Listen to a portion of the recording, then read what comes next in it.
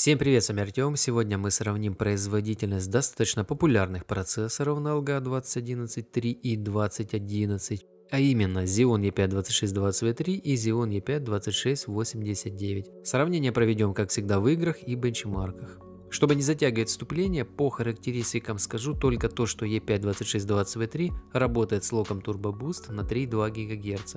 Имеет 6 ядер, 12 потоков, используемая оперативная память DDR4 1866 МГц. В свою очередь E5-2689 это 8-ядерный 16-поточный процессор с бустом на все ядра 3,3 ГГц. Используемая память DDR3 1866 МГц. Подробные характеристики вы можете видеть на своих экранах. И пока мы наблюдаем скрины теста кэша и памяти VIDA 64, добавлю то, что при полной загрузке ядер, например в рендере, E5-2620V3 сбрасывает частоту на 3,1 ГГц, а E5-2689 в моем случае на 3,2 ГГц.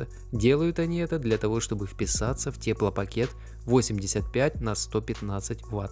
Настройки в играх будут максимально возможны, разрешение 720. Результаты на диаграммах это чистый прогон бенчмарка FPS без захвата и оверлея, возможно погрешность видео. Также хочу напомнить за наш интернет-ресурс, там вы найдете спецификации процессоров, популярных материнских плат, форум, полезный софт, крайние ролики канала, текстовые обзоры и многое другое. Заходите, не стесняйтесь, будем вам очень рады. Если возникнут проблемы с регистрацией, обращайтесь в чат сайта в правом нижнем углу. Первый проект у нас по старинке идет Lara. Средняя частота кадров по всему бенчмарку 96 на 93 соответственно, в пользу E5-2620V3. Что касается третьего эпизода теста, то отставание 2689 более серьезное, особенно на самом рынке. Также можно обратить внимание на мощность процессоров. У 2620V3 потребление поменьше будет.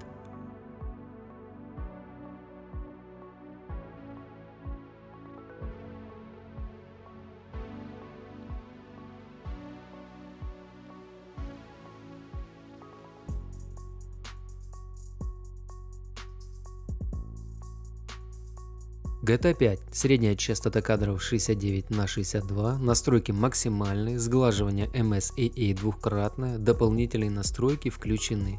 В эпизоде с машиной процессоры имели своеобразный паритет. Количество кадров было то на стороне 2620V3, то на стороне 2689. Но все же первый имел пусть не совсем явное, но все-таки преимущество в количестве кадров. По крайней мере его опережение длилось немного дольше, чем у оппонента.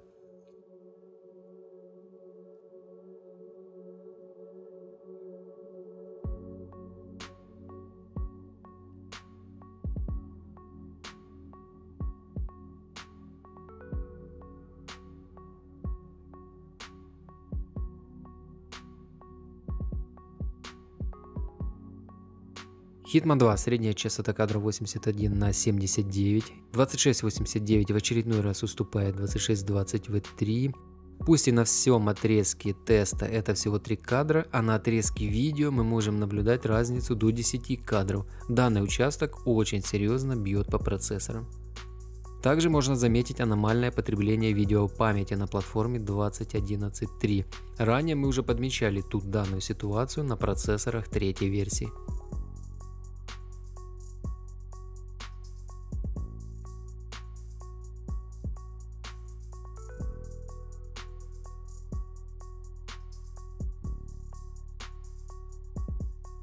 Battlefield 5. Эпизод Аврора. Средняя частота кадров 145 на 134. E5-2620V3 с легкостью обходит E5-2689.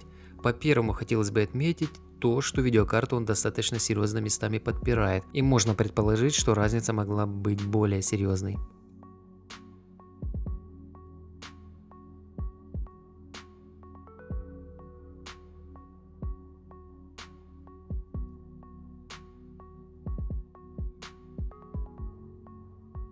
Dota 2. Настройки максимальное, разрешение 1080. Средняя частота кадров 150 на 182. И тут уже с достаточно серьезным отрывом впереди 2689. Как ни странно, дополнительные ядра тут отработали на победу, несмотря на разницу в поколениях.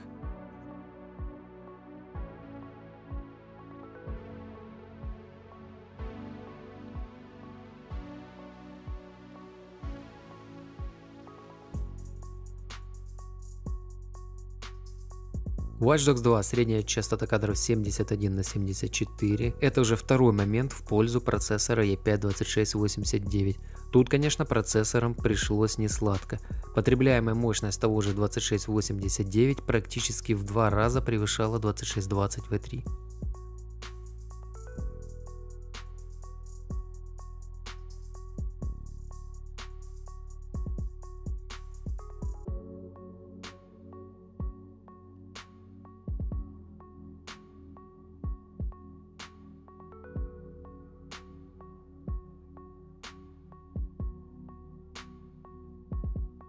Обитель зла 2. Настройки, как всегда, условно очень высокие, не превышающие 8 гигабайт видеопамяти. Средняя частота кадров 136/135. Можно сказать, что в данной игре у процессоров паритет по производительности.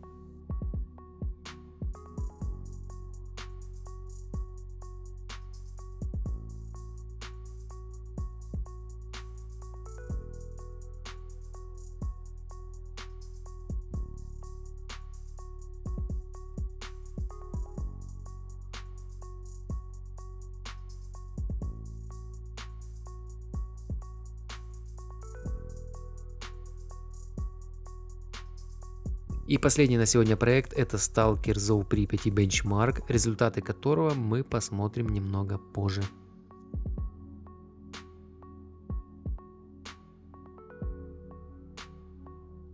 Вот такие получились результаты. На мой взгляд, оба процессора показали достойный результат, по крайней мере в представленных игровых проектах.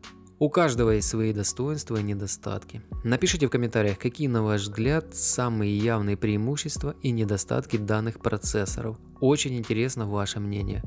Думаю, преимущество полностью менять 2011 на 2011-3 с процессором 2620 V3 для перехода в будущем на более производительные камни, например 2678 V3 или 2673 V3, не совсем актуально сейчас, так как этот момент определяет все-таки видеокарта. В ближайшие годы вряд ли под них получится что-то взять по адекватной цене.